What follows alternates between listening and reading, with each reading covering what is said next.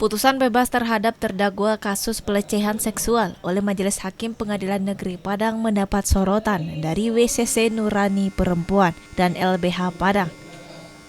Pasalnya putusan sidang yang dibacakan pada 8 Juni lalu syarat akan logika hukum yang salah, sehingga Majelis Hakim memutuskan terdakwa secara sah tidak bersalah. Direktur Women's Crisis Center Mary Rahmi Yenti mengatakan, banyak logika salah dan sesat dalam putusan Majelis Hakim.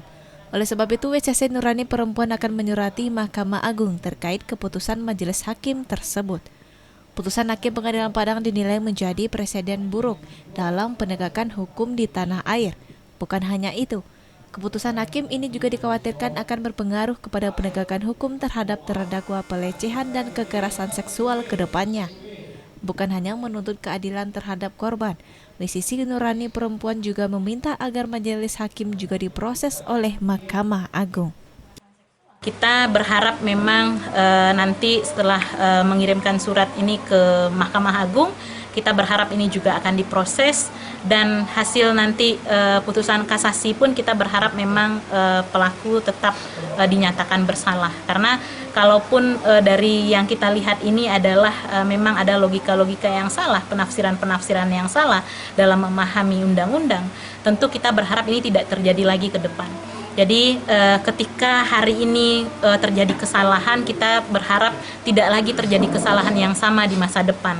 Karena hari ini makin banyak sebetulnya korban-korban mau melaporkan kasus kekerasan yang dia alami. Tetapi ada ketakutan ketika kemudian pelaku bisa bebas. Ada juga ancaman-ancaman yang selalu dilontarkan oleh keluarga pelaku kepada korban yang sudah bebas ini. Setiap hari keluarga korban selalu menyampaikan kepada kami, "Bu, saya lagi-lagi diteror." Sementara itu, advokat publik LBH Padang Dektri Ranti Putri mengatakan ada banyak kejanggalan dalam proses persidangan. Hakim menyebut tidak ada alat bukti yang sah, padahal jaksa penuntut umum telah menghadirkan 2 orang saksi ahli, yaitu dokter dan psikolog. Selain itu, 3 orang saksi lain juga turut dihadirkan di persidangan. Namun Majelis Hakim menolak semua keterangan korban dan saksi, termasuk saksi ahli. Ironisnya, Majelis Hakim menerima keterangan saksi yang meringankan terdakwa yang justru memiliki hubungan darah dengan terdakwa. Bukan hanya itu, logika yang dinilai sesat lainnya ialah salah satu pertimbangan hakim tidak ada bekas pada tubuh korban karena tidak semua kasus pelecehan meninggalkan bekas. WCC Nurani Perempuan menyebut dari tahun 2017 hingga 2021 telah menerima laporan kekerasan seksual sebanyak 300 kasus. Ada 5 hingga 9 kasus yang disidangkan di Pengadilan Negeri Padang.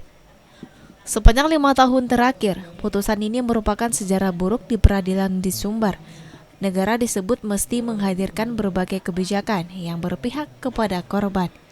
Kasus ini terjadi di Kota Padang dengan korban 2 orang anak di bawah umur dengan terdakwa tetangga korban sendiri. Tim Liputan Padang TV.